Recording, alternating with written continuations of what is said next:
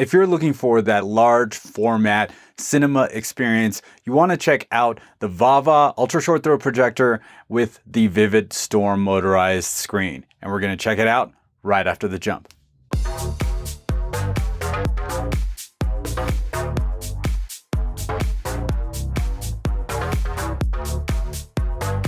And I'm back. Big thanks to VAVA for sending over this projector for me to review. Thank you guys so much. In the box, we get a microfiber cloth, instruction manual, remote control, IEC power cable, batteries for the remote, and some mounting hardware. On the front, the VAVA projector has a nice look, and the speakers are actually behind this gray cloth. There is a power button on the top, front and center. On the back, we have 3 HDMI inputs. Input number 3 is designated as ARC. We have a USB port, audio output, 3.5mm jack, AV input, 3.5mm jack, digital optical output SPDIF, network port, and a power port on the right. Now, to get an image we can view, Vividstorm was kind enough to send me their 100-inch motorized screen. If you want to see the unboxing video of that, I'll leave a link down in the description and with the card up top. Now, this combination of the VAVA ultra short throw projector and Vividstorm screen actually produced quite a beautiful picture. Now, one of the issues I did have when aligning the screen with the projector was that the projector was just on the carpet, and that really wasn't the best idea, but of course that's the only place I can put it. I did have a shelf from one of my AV racks that wasn't being used, and it's just like a piece of wood about a quarter, maybe a little bit larger than that, but around a quarter of an inch thick. And the projector sat on that, and with that I was able to, undo the feet and tighten them and loosen them as much as I needed to. And then also moving the projector around while it was on the shelf is a lot easier on the carpet because it just moves more fluidly.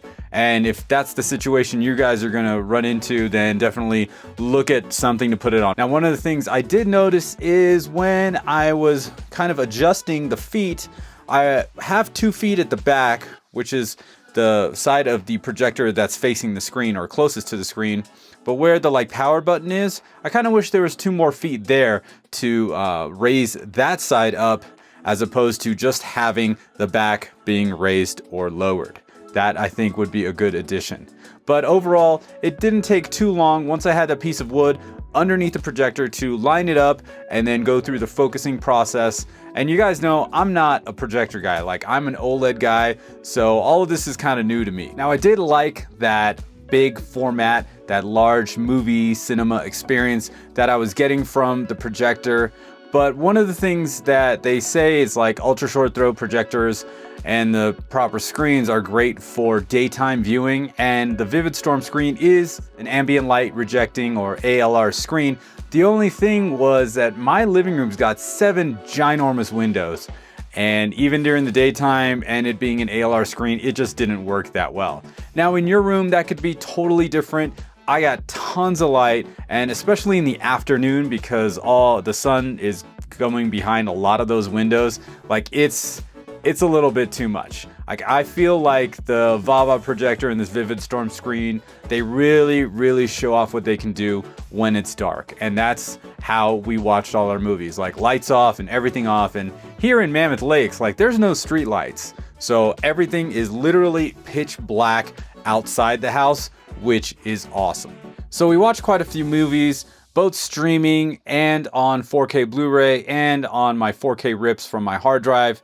I did not try the apps directly in the VAVA. I'm sure there's plenty of other reviews about it, but in my setup, I wouldn't use the VAVA to stream anything.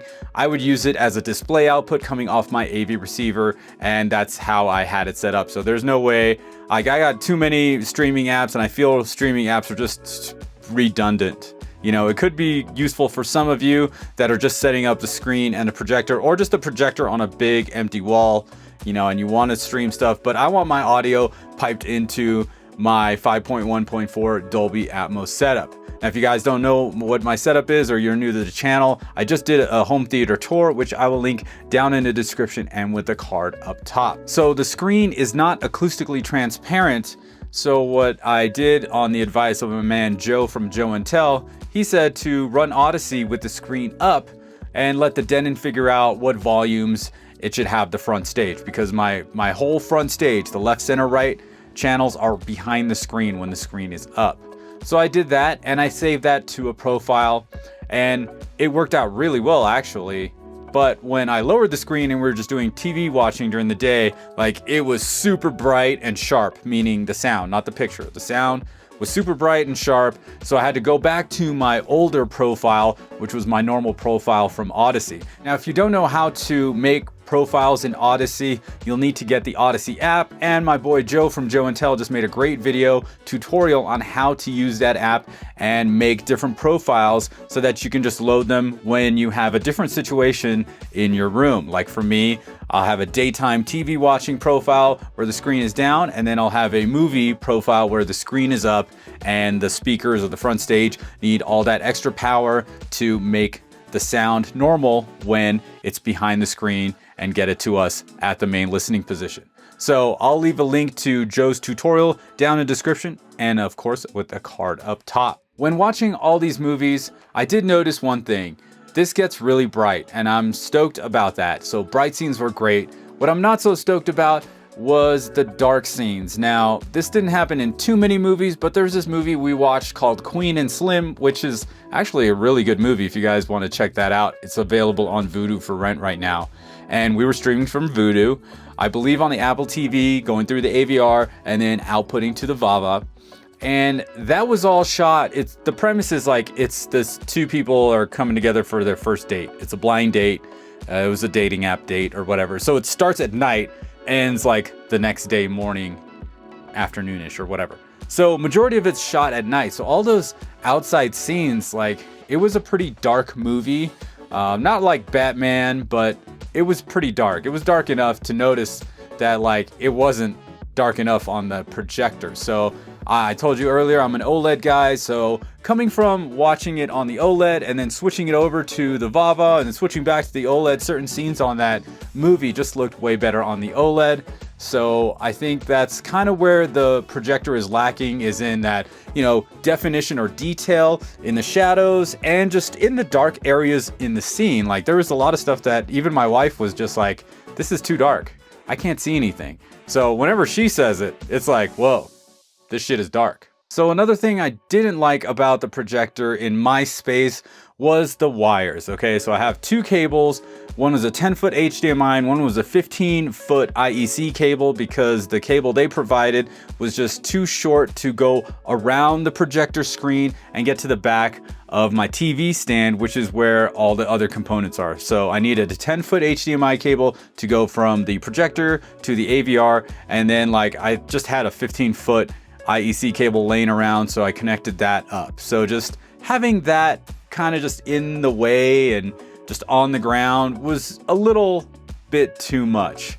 And for my room, and it was kind of cumbersome, and you know, we have to kind of walk around everything, and my dog would sometimes, while we're watching a movie, go sit by the screen, and then his like shadow ends up on the screen. It was kind of cute and funny, but at the same time, it kind of like showed me that this really isn't the setup for me.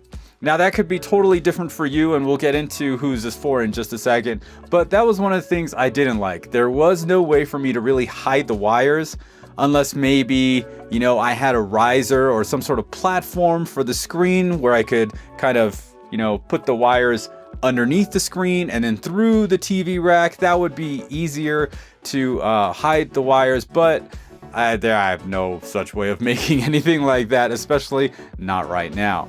Okay, so who is this for? Now the VAVA Ultra Short Throw projector comes in at $2,800, and it's one of the more budget-friendly projectors in the category. I know the LG one is around $6,000, so this is less than half of that, and that's kind of just the way like 4K Ultra Short Throw projectors are going right now.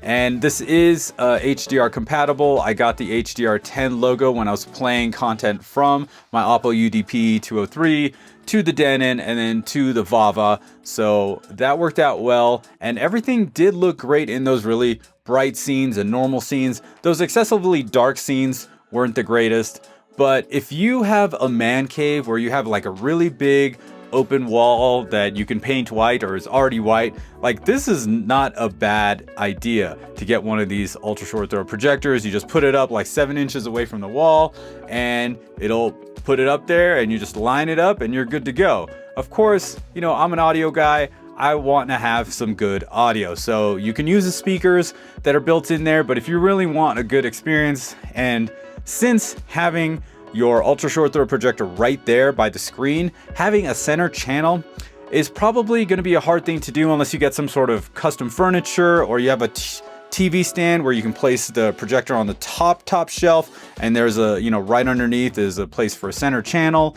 You know, maybe angle that up a little bit if you can. But for most part, if you have a 2-channel system, or like let's say you have a 5.1 surround system and you would normally have a center channel, but you replace that with the VAVA ultra short throw projector, you could still run a phantom center. Like you can run the 4 surrounds, the fronts, the 2 surrounds, and your subwoofer, have a 4.1 going on with the phantom center, and you'll be good to go. Or if you just have like 1 subwoofer and 2 towers or something like that in your man cave or your den or living room or whatever it is, then that's also another option for you as well. Now, if you have like some sort of screen that works with ultra short throw projectors, definitely give the VAVA a try because it is less expensive than a lot of the other ones out there on the market. Now, if you're probably asking yourself, Techno Dad, would you want to keep something like this, and would you have this on a day-to-day basis? And the answer is maybe. I think I'd have to have a different type of screen though. Like I really just don't like having things on the floor because we don't have much space as it is. And just putting more stuff on the floor just kind of makes the ingress egress of the living room kind of tight. And it's just one of those things where I would prefer the screen like suspended and rolling down, and then, you know, projector at the back of the room shooting forward, because I just don't want anything on the floor. But that's in my space, and I don't do too many projector or screen reviews because I just don't have much space. But if you got the space, definitely put the VAVA ultra short throw projector on your short list. Well, if you guys have any questions for me about this or anything else, let me know down in the comments below, or hit me up on social or email, whichever one you like to use. And that's pretty much it for this video. If you liked it, go ahead, smash that like button, and don't forget to subscribe to my channel using the button in the middle of your screen. Once again, my name is Chana D. I'm your Techno Dad, and I'll see you next time.